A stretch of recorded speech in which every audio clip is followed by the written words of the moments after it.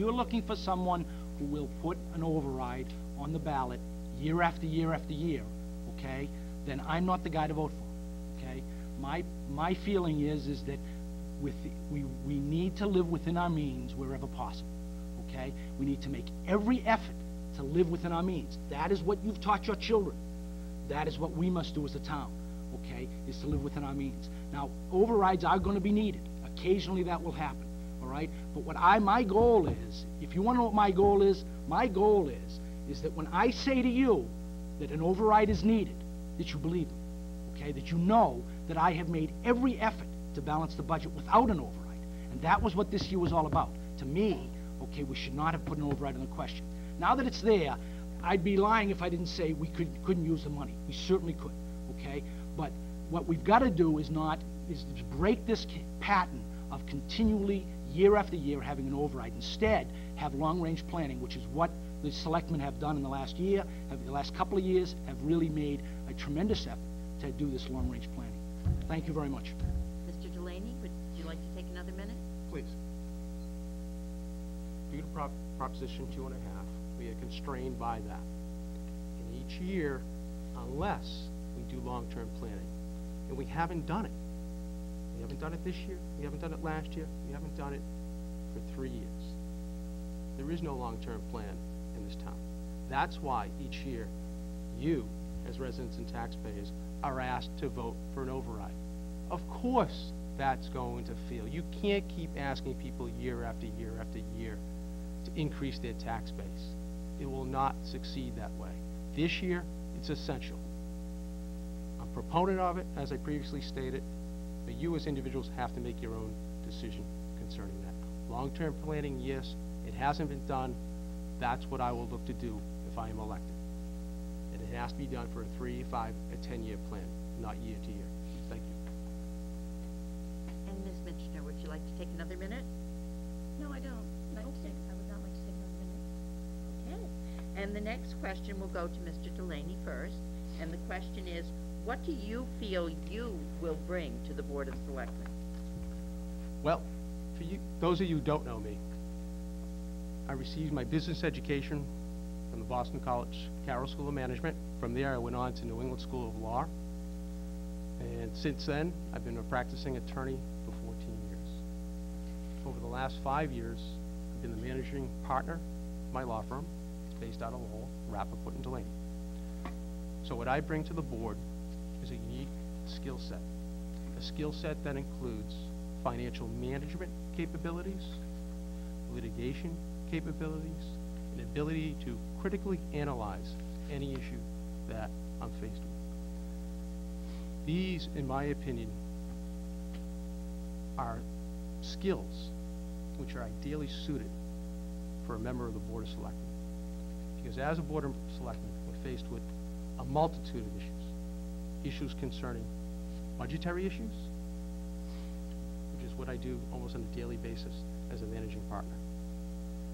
My litigation experience and my arbitration and mediation experience is also ideally suited as a selectman. The things that go on in the executive session, grievances, contract negotiations, these are things that I do on a daily basis. These are skills I have, skills I do not have to learn on the job as a selectman.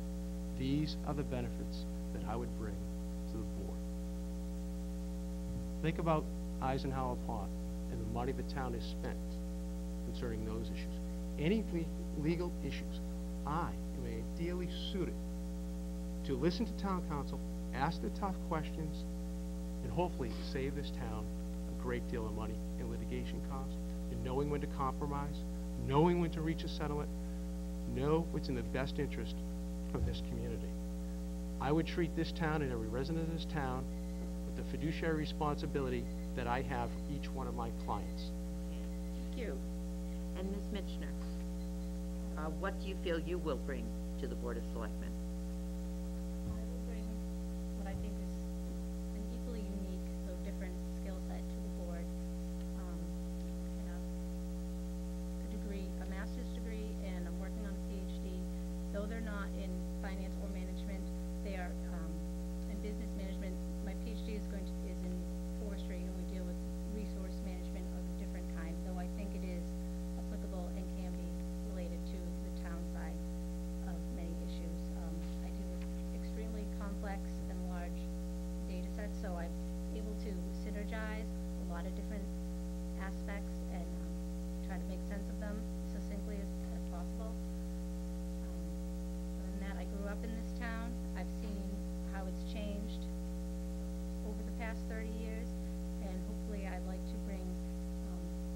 that sort of history that I have and move it forward. And fresh set of eyes and ears to the board. Thank you. And Mr. Giardino? Thank you. I worked for many years in private practice as a certified public accountant, the Masters in Taxation. Before starting my practice, I was Chief of Audit Policies and Procedures at the Department of Revenue. I've also served as Chairman of the State Tax Committee of the Massachusetts Society of CPAs. I've worked very closely with the Mass Tax Department all of my professional life. I understand budgeting and government as I have worked on a daily basis with the process for such a long time. As my background was in audit, my practice is primarily representing people and companies in audits and appeals before the Mass Department of Revenue and the IRS. A large part of my practice is negotiating settlements of appeals. It's for this reason that the Board of Selectmen asked me to take the lead in resolving the Eisenhower land taking litigation. Over my first term, I worked closely with the town's attorney to resolve all 19 outstanding cases and put those matters behind us. I've had extensive experience with land taking and other legal issues. When I was with the Department of Revenue, I was also Chief of the Abatement Bureau, which employed 108 people. As Chief of the Bureau, I did an extensive study in operating systems. One of the things that I feel I know best is how an efficient government organization runs. The procedures and operating systems needed in a government operation is significantly different than that exists in a business operation. But even so, a business sensibility can and must be brought to bear. I have real budgeting experience, not theoretical, real budgeting experience in a government environment. And that's what I think I bring. And Mr. Delaney, do you want to add anything? Please. There's 3 candidates for 1 spot for the Board of Selectmen. I think we all have different skills, some unique skills.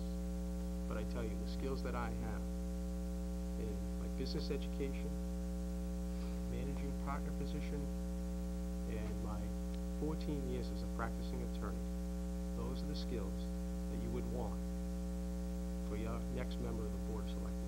Those are the skills that will move this town forward and also keep more money in your pocket. Ms. Mitchell, do you want to add anything? Please. Phil mentioned that another reason I think I would be good for the board is that I have a lot of experience with grant writing, and I think that's one thing that is underutilized as a means of getting revenue for the town, even though it is only one time, and we would have to reapply for these things. That is one aspect of my skill set that I did feel to mention previously. And Mr. Giardino, would you like to add? Sure, absolutely. You know, I've been in business for a long time. I've worked as a CPA for a long time, and I really think that I've brought my skill set to the Board of Selectmen, and I feel that I have brought about real change in the way the town does business. I feel that I have brought real change in the way budgeting happens. I feel that I have brought real change in the matters that I've dealt with. I've negotiated the contract between Verizon and the town, one of only 40 contracts that exist in the state of Massachusetts. Brought competition to Massachusetts in the Verizon and the Comcast contract, something that took 3 years and was quite an involved matter. But you know, I care about this town, and if you want to know what I think the best thing I bring to this town is 20+ years of involvement with the people here and a love for the people of this town. Okay, thank you. The next question will go to Ms. Mitchner first, and that question is, what do you think is the most important issue facing North Reading right now, and what is your plan to address it? I think that for the upcoming 3 years, if I was on the Board of Selectmen, my top priority would be probably to get sewer in front of the town so they can vote. Hopefully they would vote yes, and then they can see that as a reality. And how do I think, actually spoke with a few department heads on this matter over the last few weeks, and it's unfortunate that North Reading can't be part of MWRA because of the Ipswich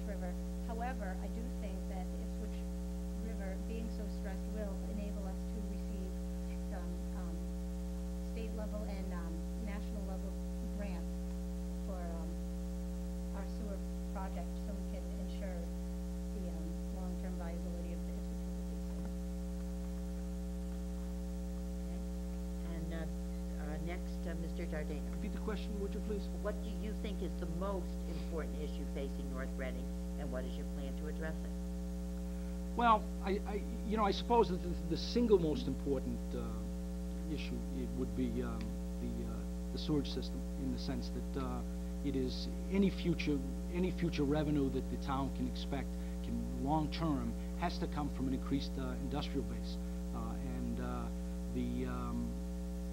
the sewage system is the only hope to really increase that industrial base. But the sewage system is more than that. It's going to provide relief to Martin's Pond. It's very beleaguered septic issues in Martin's Pond. It's going to improve the aquifer. It's also going to help our schools, which have had tremendous septic problems. But I think that that's probably the single most important identifiable issue. But I really think what's the thing that's facing us the biggest challenge over the next 3 years of the term of the selectmen will be revenue. The economy seems to be very poor. Obviously, the foreclosures are way up here in North Reading like they are everywhere else. There's really some bad times ahead of us.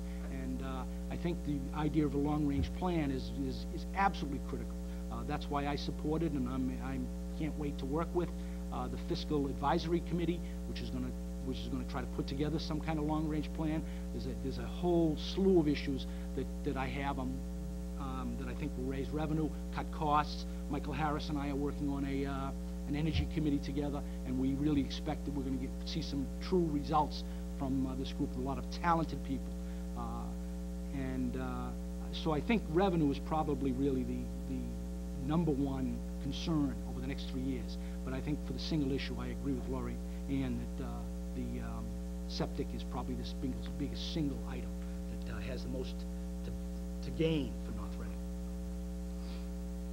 And Mr. Delaney, the single biggest issue? The single biggest issue for this town is how do we generate revenue? Then how do we get there? Well, initially in the short term, what needs to be done, what I would propose and work with the town administrator on, is a marketing plan. We are uniquely situated here in North Reading geographically. Proximity to 93, close proximity to Boston and New Hampshire, close proximity to Route 128 and 95 and 495. We're ideally located for future development here. Also demographically, we're probably mid to high, mid-level income. We have a capacity in this town, right? People could spend money. How do we attract businesses here in the short term? Well, we get the Finance Committee, the Fiscal Advisory Committee together. We market a plan to sell North Reading. This is a worthwhile community to live in, to work in, and to bring your business to. We need to promote them. That's in the short term. Long term, how are we viable? How are we attractive? And how are we affordable? Wastewater. I agree with my two opponents. Wastewater. Wastewater does two things. The wastewater project, once it's implemented, we become, as Dave Hamlin had indicated to me in my meeting with him, we become, in the eyes of commercial developers, a mature community. A mature community in which commercial real estate values go up. We become more attractive to commercial businesses to come into town along Route 28, the Highway Business District, along Concord Street, along Route 62. And once you do that, you take your plot of land where now you have to have a septic, and you can go up. You can go up, you can add your square footage. It relieves the tax burden on the residents. It also, as Mr. Dardino said, relieves the burden of those of you who live up in Martin's Pond and on a daily basis deal with that horrific issue up there. That's the single most important issue here, is to how do we bring in revenue to this community. Thank you. And Ms. Mitchner, would you like to follow up?